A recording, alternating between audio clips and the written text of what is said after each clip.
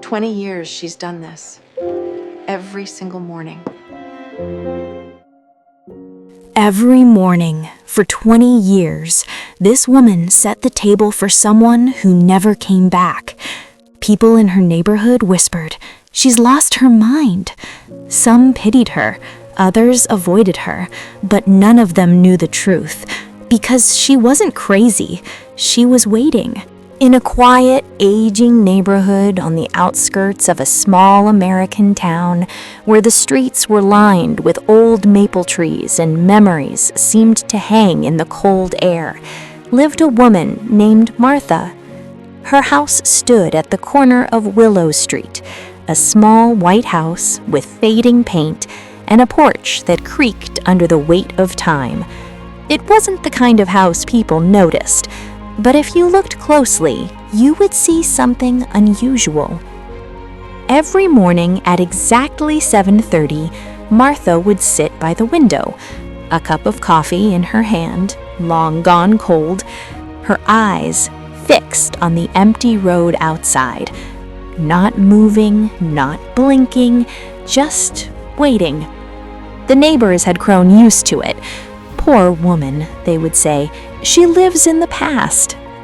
Kids would pass by her house.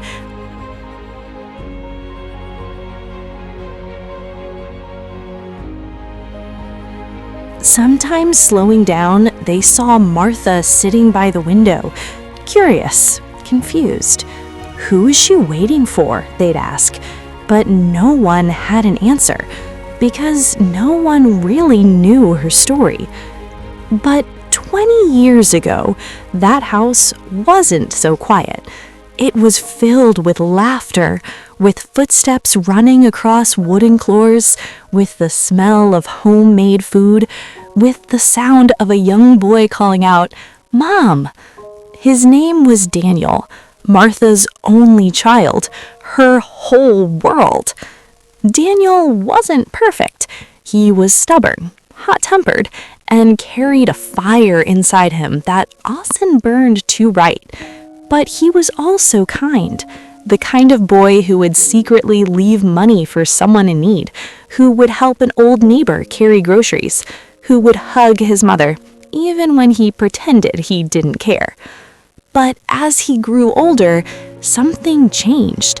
The world outside began to pull him away. Friends who didn't understand Dinner him, was ready. dreams that felt Daniel too big was for their late. small town, Again. frustrations The that clock slowly ticked built louder inside with him, every and passing one minute. evening, everything 7:30, broke. It 8, was raining that night, the 8:45. kind of rain that hits the windows. Finally, the front door slammed open. Daniel walked in, his clothes wet, his face tense. "Where were you?" Martha asked softly. No answer.